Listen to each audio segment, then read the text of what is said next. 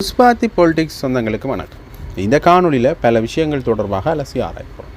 அதில் குறிப்பாக ஒரு முக்கியமான விஷயம் தொடர்பாக பார்க்கும் என்ன விஷயம்னு பார்த்தீங்கன்னா, இந்த தமிழீழ விடுதலை புலிகள் இயக்கத்தின் அரசியல் ஆலோசகரும் தத்துவ ஆசிரியருமான அண்டன் பாலசிங்கம் தனியான தமிழீழ கோரிக்கையில் இருக்கவில்லை என சிரேஷ்ட ஊடகவியலாளர் நந்தன வீரரத்ன தெரிவித்திருக்கின்றார். உங்களுக்கு தெரியும், தமிழீழ விடுதலை புலிகள் அமைப்பினர் என்று பார்க்கின்ற பொழுது அதில் அனைவருமே தங்களுடைய கொள்கை அளவில் ஒரே நிலைப்பாட்டிலேயே இருப்பார்கள் என்பது அனைவருமே வழி வழியாக கூறி வந்த விடயம். இது அனைவருக்குமே தெரிஞ்ச விஷயம்.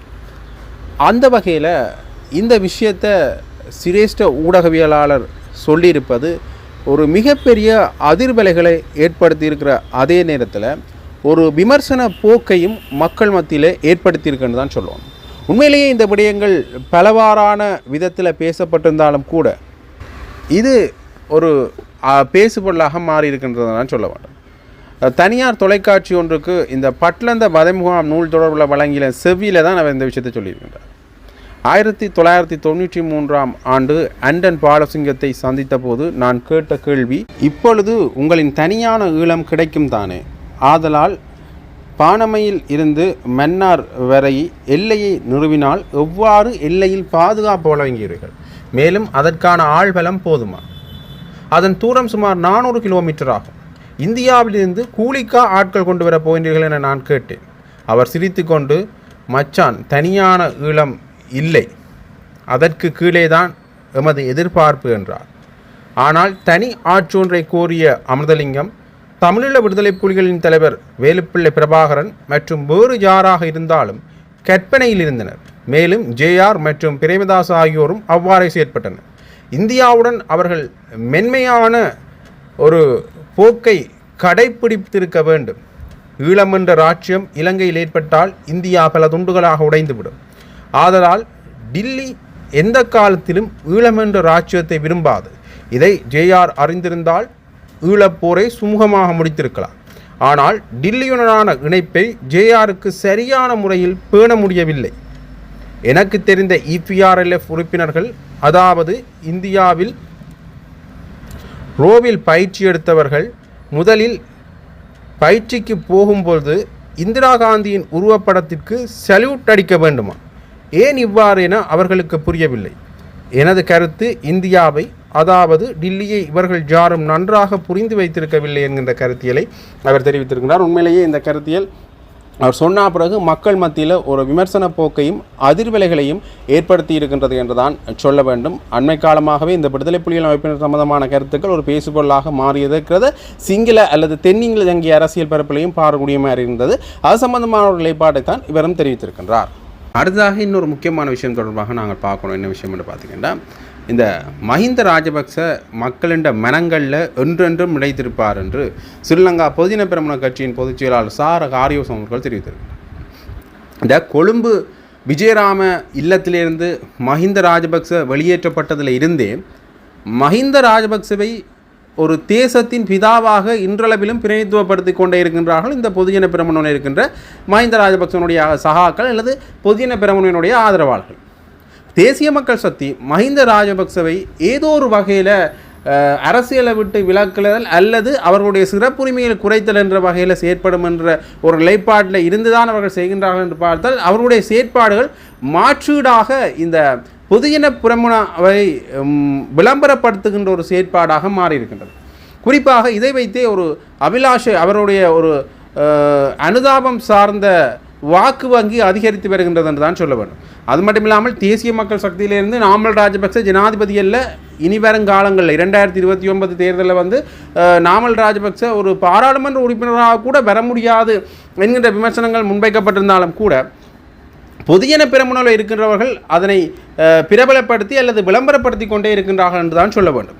அந்த வகையில் சாகர காரியோசம் என்ன விஷயத்தை சொல்லியிருக்காருன்னு பார்த்தீங்கன்னா, கொழும்பிலிருந்து வெளியேறி தங்காலை ஹால்டன் இல்லத்துக்கு சென்றுள்ள முன்னாள் ஜனாதிபதி மஹிந்த ராஜபக்ச அங்குள்ள மக்களுடன் தற்போது மகிழ்ச்சியாக வாழ்ந்து வருகின்றார். நாட்டின் பல பாகங்களிலிருந்தும் மக்கள் அவரை சந்திக்க வருகின்றார்கள். இந்த அரசு விரும்பியவாறு மஹிந்த ராஜபக்ச தற்போது அரச மாளிகையிலிருந்து வெளியேறிவிட்டார். அவர் அரச மாளிகையில் தங்கியிருப்பதுதான் பெரும் பிரச்சனையாக அரசு காண்பித்தது. எனவே தற்போது மக்களுக்கு சலுகையை வழங்குவதற்கு தேசிய மக்கள் சக்தி அரசு நடவடிக்கை எடுக்க வேண்டும். மஹிந்த ராஜபக்சவின் அரசியல் பயணத்தை இந்த அரசால் தடுத்து நிறுத்த முடியாது. மக்களிடமிருந்து மஹிந்த ராஜபக்சவை பிரிக்க முடியாது. மஹிந்த ராஜபக்ச மக்களின் மனங்களில் என்றென்று நிலைத்திருப்பார் என்று சார ஆரியோசம் அவர்கள் தெரிவித்திருக்கிறார். கிட்டத்தட்ட இவர்கள் பேசுகின்ற பொழுது இந்த விடுதலை புலிகள் அமைப்பினரை இல்லாமல் செய்த அல்லது விடுதலை புலிகள் அமைப்பினரை மௌனிக்க வைத்த ராஜபக்சக்களை இந்த அரசாங்கம் இப்போ தவறாக புரிந்து கொண்டிருக்கின்றது அல்ல தவறான முறையில் அவர்களுக்கான சிறப்புரிமைகளை குறைத்திருக்கின்றது என்கின்ற விமர்சனம் முன்வைக்கப்பட்டு கொண்டிருக்கின்றது இந்த பொதுஜன பெரமுனவில் இருந்தாலும் கூட இந்த மஹிந்த ராஜபக்ச சார்ந்து பயணிக்கக்கூடியவர்கள் தான் இவ்வாறான நிலைப்பாடுகளை வெளிப்படுத்துகின்றார்களே தவிர தேசிய மக்கள் சக்தியை எடுத்துக்கொண்டால் அண்மையில் கூட தேசிய மக்கள் சக்தியினுடைய ஆனந்தரப்பு உறுப்பினர் பேசுகின்ற பொழுது ஒரு முக்கியமான விஷயத்தை சொல்லியிருந்தேன். ஏன்னு பார்த்தீங்கன்னா பொதுஜன பெரமுனவில் இருந்து ஒரு முக்கியமான செய்தி ஒன்று சொல்லப்பட்டது. 4 ரூபாய் தான் இந்த முன்னாள் ஜனாதிபதிகளுடைய சலுகைகளை குறைத்ததால் 4 ரூபாய் தான் ஒரு பிரஜைக்கு, அதாவது ஒரு இலங்கையில் வாழ்கிற ஒரு பிரஜைக்கு 4 ரூபாய் அளவிலான ஒரு விடயம்தான் கிடைக்கப் போகின்றது, அப்படி ஒரு சலுகைகள் தான் கிடைக்கப் போகின்றது என்று. ஆனால் அப்படி ஒரு சலுகைகளை நாங்கள் எதிர்பார்த்து இந்த விஷயத்தை செய்யலை. உண்மையிலேயே இதால் மிகப்பெரிய அளவு சலுகைகள் இந்த இலங்கை மக்களுக்கு கிடைக்கப் போகின்றது என்று யார் சொல்கிறாருன்னு பார்த்தீங்கன்னா தேசிய மக்கள் சக்தி தரப்பிலேருந்து சொல்லியிருக்காங்க.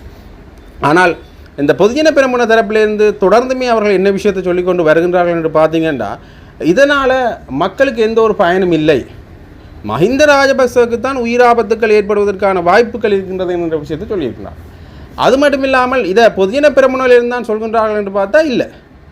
ஐக்கிய தேசிய கட்சியினுடைய வஜிரா பேபர்த்தன கூட இந்த விஷயத்தை முன்மொழிந்திருக்கின்றார். முன்னாள் ஜனாதிபதி மஹிந்த ராஜபக்ச அவர்களுக்கு உயிர் அச்சுறுத்தல் இருக்கின்றது, ஆகவே இவர்கள் கொழும்பு இல்லத்தை மீண்டும் மஹிந்த ராஜபக்சவுக்கு வழங்க வேண்டும் அல்லது அது தொடர்பாக கரிசனை காட்ட வேண்டும் என்ற பொருள்பட வஜிரா பேர்த்தன கூட சொல்லியிருந்தார். ஆகவே இப்படியாக தொடர்ந்துமே பல நிலைப்பாடுகளை மக்கள் சார்ந்து முன்வைப்பதற்கு பதிலாக ஆளும் கட்சிக்கும் எதிர்கட்சிகளுக்கும் இடையிலான ஒரு போராக அல்லது சண்டையாக இது மாறிக்கொண்டிருக்கின்றது தான் சொல்ல வேண்டும். உண்மையிலேயே எதிர்க்கட்சியாக இருந்தாலும் சரி ஆளும் கட்சியாக இருந்தாலும் சரி மக்களுடைய அபிவிருத்தி திட்டங்கள் சம்பந்தமாக விவாதிப்பதோ அல்லது அது சம்பந்தமான உரையாடல்களில் ஈடுபட்டிருந்தாலும் அது ஒரு ஆரோக்கியமான உரையாடலாக இருக்கும். அது முரணென்றாலும் கூட அதிலிருந்து ஏதோ ஒரு வகையில் நல்ல விஷயம் வெளியில் வரும். ஆனால் ஒரு தனிப்பட்ட மனிதர் ஒருவரது துதிபாடலோ அல்லது தனிப்பட்ட மனிதர் ஒருவரை விமர்சிக்கின்ற ஒரு செயற்பாட்டிலையோ தொடர்ந்தும் இந்த ஆளுங்கட்சியும் எதிர்க்கட்சியும் இருந்து வருகின்றது என்று தான் சொல்ல வேண்டும். ஏதோ ஒரு வகையில் இந்த எதிர்க்கட்சிகள் என்ற ஒன்றிணைவு மஹிந்த ராஜபக்சவருக்கு ஆதரவான அலையாக மாறிவிடுமோ என்கின்ற ஒரு பதட்டமும் இன்றளவிலும் மக்கள் மத்தியிலே இருந்து கொண்டு தான் இருக்கின்றது. அரசியல் ஆய்வாளர்களுடைய கருத்து கணிப்பின்படி பார்த்தால் ஏதோ ஒரு வகையில் மஹிந்த ராஜபக்சவை ப்ரொமோட் அல்லது விளம்பரப்படுத்துகின்ற ஒரு நிகழ்ச்சிகளாக இது இருக்குமோ என்கின்ற விடயமும் பேசப்பட்டு கொண்டிருக்கின்றது. தொடர்ந்து பார்க்கலாம் இது தொடர்பாக இந்த அரசாங்கம் அல்லது எதிர்க்கட்சிகள் என்ன முடிவினை எடுக்கப் போகின்றார்கள் என்பதனை.